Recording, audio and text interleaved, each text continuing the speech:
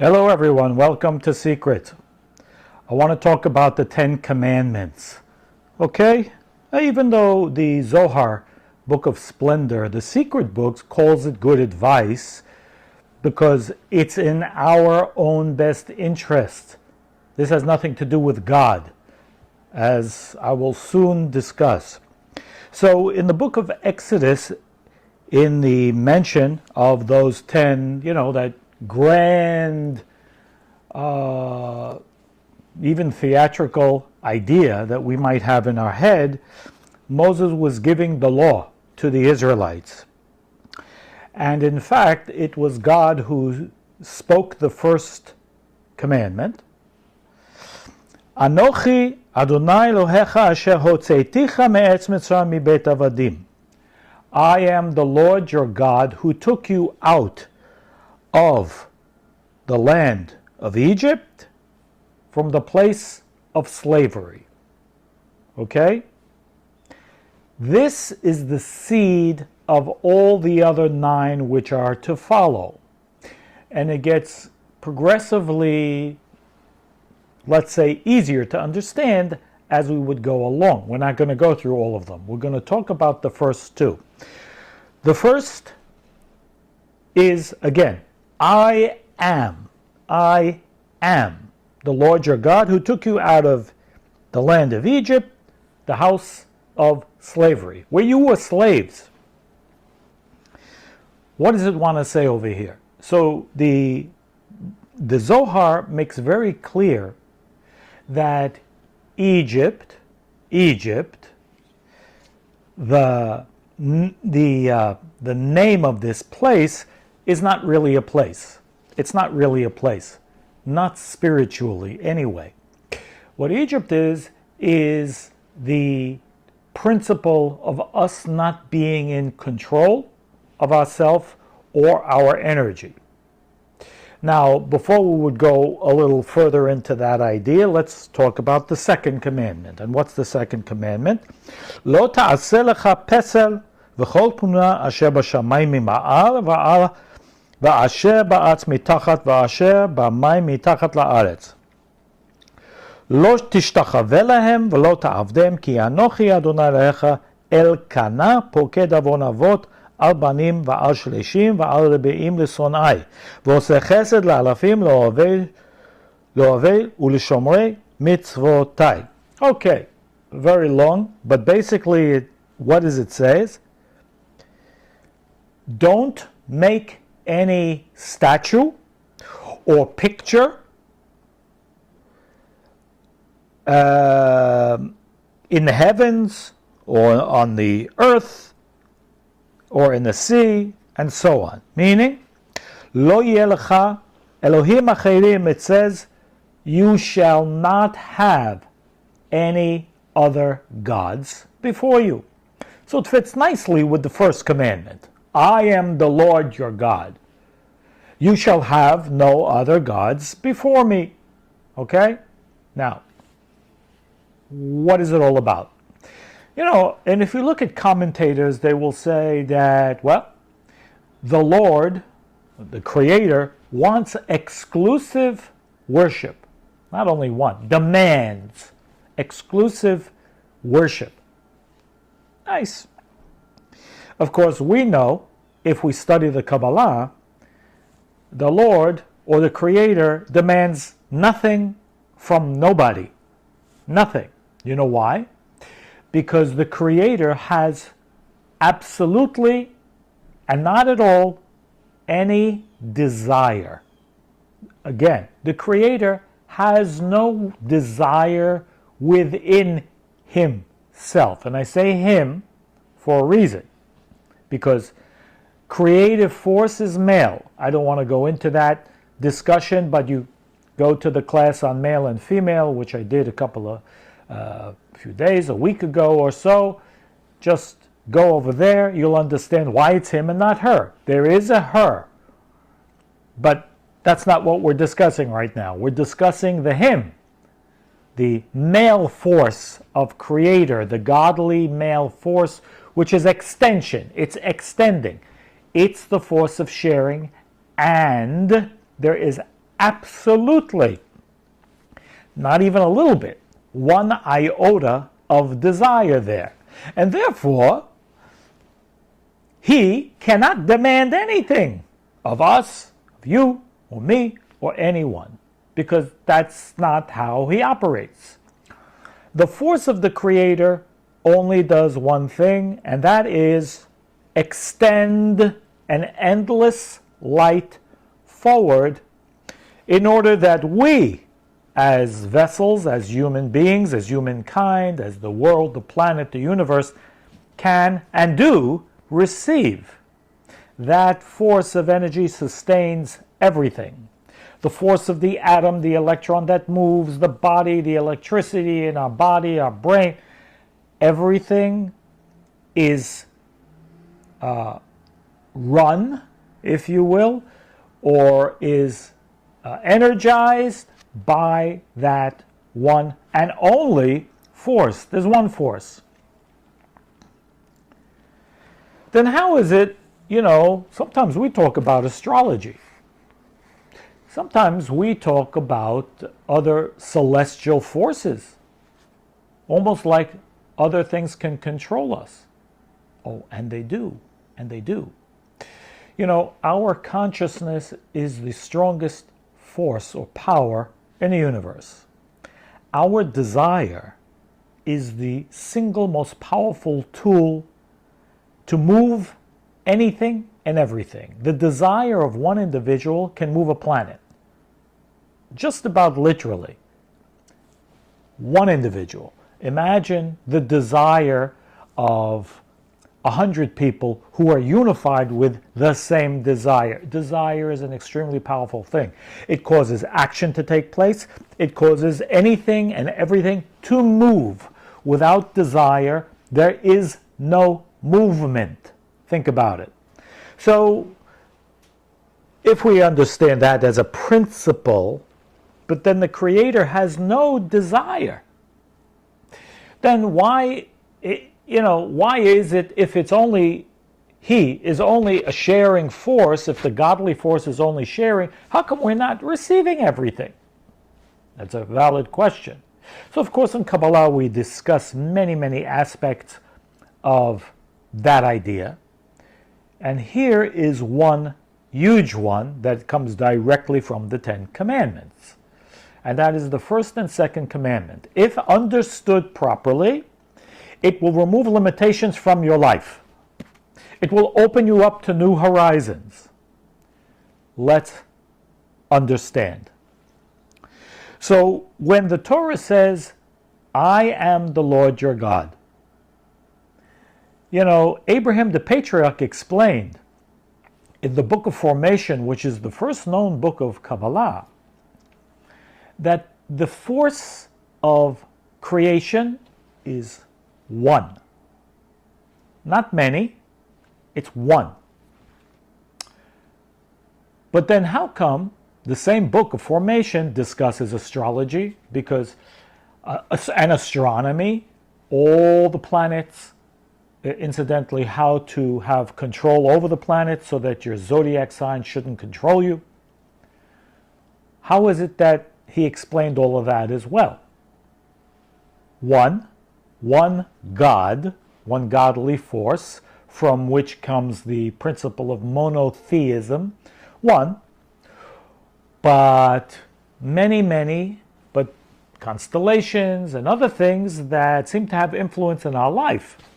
So it's interesting what Abraham said. Abraham taught that the stars impel, but they do not compel, which means they do influence, but there's no coercion. It's not a coercive influence. Means if you don't know, if you don't care, if you're not educated, and you don't have any tools, then you know what? Yes, astrology will run your life because it's influencing you to do things you're not aware. If you're an Aries, you'll be very reactive to life. If you're a Taurus, you'll react in a very comfortable way to life. You'll look for the comfort zone in all things.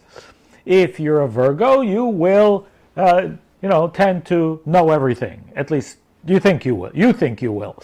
If you're a Libra, you will have difficulty in making decisions because everything is a possibility and I don't know what to do. Also, I'm a professional victim, and so on. Every constellation has its influence, and we are easily influenced if we have no protection against negative influence. Because this positive influence, we want that. This negative influence, we don't want that. So how do we open ourselves up more for positive influence and protect ourselves, shield ourselves from negative influence? That's what we're discussing right now. So how is it, again, the question, how is it that Abraham discussed, the idea of one God? Well, we don't know what this one God does now, do we? It's clear that the constellations do have influence. But how does this creative force have influence over us? If it does. So imagine, if you will, a prism. Prism is that triangular piece of glass, crystal. And you shine a white light through the glass. And most of us know from science, I don't know, are they still teaching science? I think so. In basic science, and we learned about light refraction. It's called light refraction. Light refraction means when you shine a white light through that glass, through the prism, what comes out on the other end? What comes out on the other end is 7 colors, different colors that you can see. Some you can't see, but different colors. So then the question would remain, is it one light or is it 7 or more? Which is it? 7 colors? Is it one light or is it many lights? I'll give you a chance to think. Well, the source is one, the effect is many. It's very important to understand this as a principle, an energetic principle, even a godly principle. When Abraham said there is one God and introduced this principle of monotheism, before Abraham came on the scene, there were many idols. In fact, Abraham's father was the greatest idol worshiper. Terach was his name. He was known for his idols. People would go to him for different idols to do different things that they wanted done. And these idols had power. And Abraham somehow was able to break away from this and come up with the understanding or the insight or the formula that, hey, wait a second. There's one God, meaning what? There is only one source of energy. One source of that energy, call it God, call it force, call it the universe, call it whatever. We'll use the word God for the moment, even though we may not exactly know what God is, but is only one source. But that one source lends itself to many things, i.e., the planets and constellations. Do they have force? Absolutely they do. Are they the source? Absolutely they are not. Do they have influence? Absolutely they do. Are they the source if you want to connect with them? No, they aren't. Meaning what? And it says in the Zohar, that Abraham, his name was first Abram, Avram. It wasn't Abraham, it was Abram.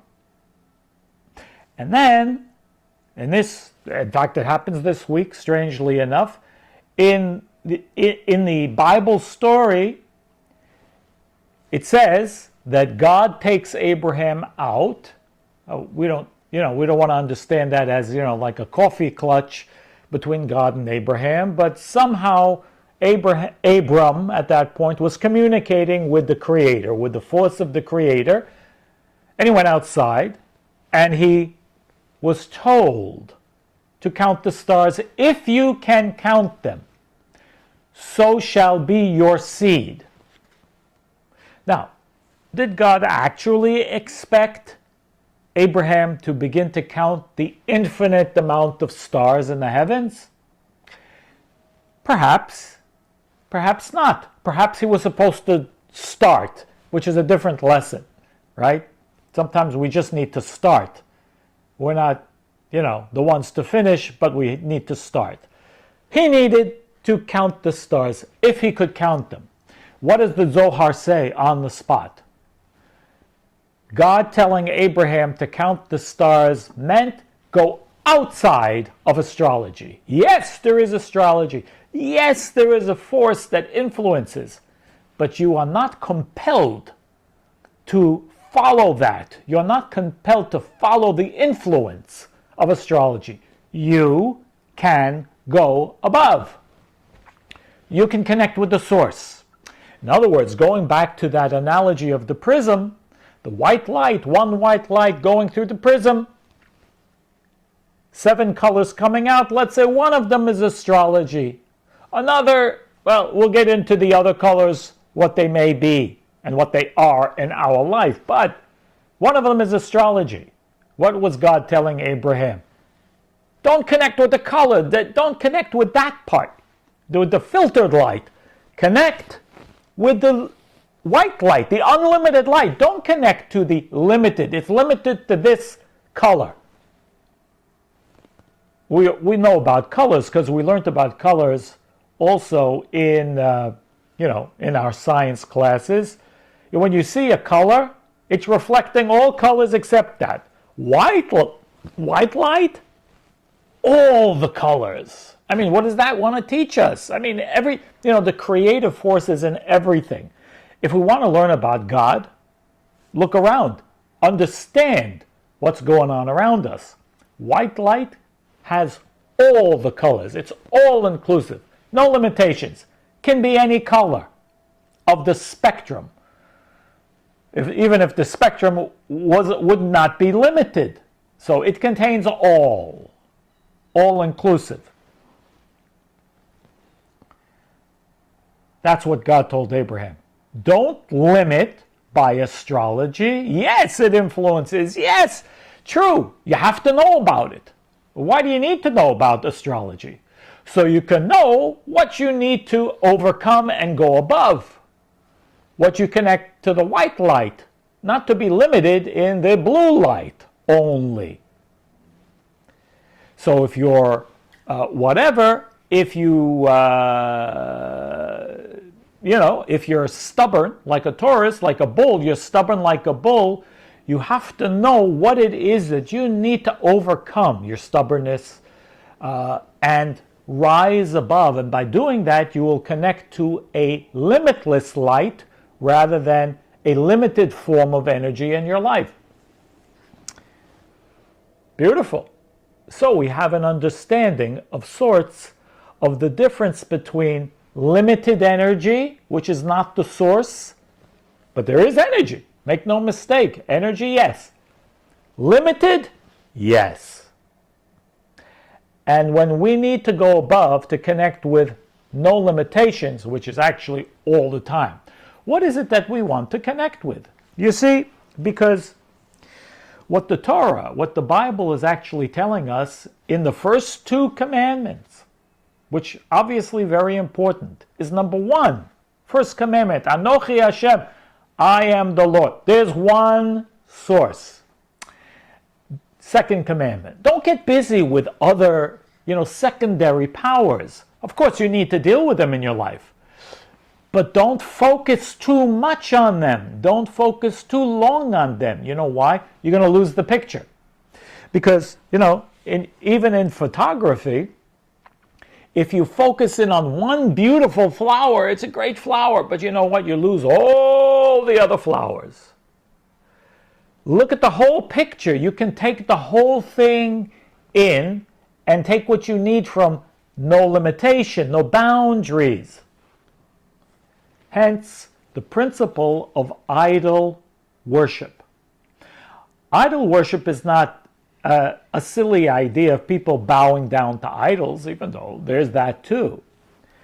It's a more complex principle of when we focus in on one idea in life and we cause this, nobody else, we cause this to be the source of our energy, of our happiness, of feeling okay with ourselves, or whatever.